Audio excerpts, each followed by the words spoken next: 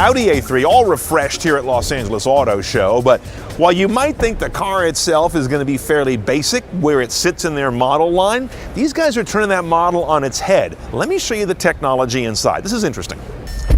Now, 3G is fairly common in automobiles, but even today it's not typically embedded, and 4G almost unheard of until now. Here's Audi putting it into their A3. You'd expect me to say 8 there, wouldn't you? High-end car.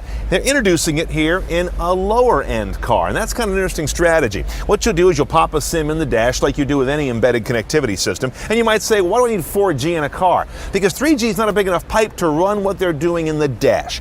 7,000 streaming radio stations, Google Earth, which they've had before in these cars, but now really with some good throttle response, if you will. It'll really load with some snappiness to it. Here, they've got something called the phone box. What that's going to do is give you a wireless connection to the external antenna apparatus in the car.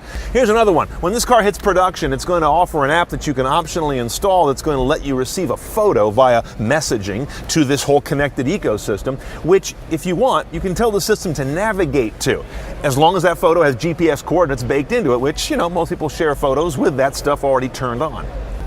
Let's look at the Audi MMI interface down here. Here they've done something with rockers that kind of perform double duty. Radio and media on one, nav and telephone on the other. The knob's gotten bigger because now on the A3 it's got the right-on technology, the finger recognition, so you can spell out a destination as well as do it by voice, as well as do it by click, as well as do it by photo, as I just mentioned. And the last thing that's useful about a 4G connection is that it's a big enough pipe to create a meaningful Wi-Fi hotspot in the car. You can actually share it without bogging it down to death. I can't say that about 3G that we have today. Now, how many people are going to actually be sharing a hotspot in a car? I'm a little dubious on that because most of our devices have their cellular data built in, but there are times when you need it.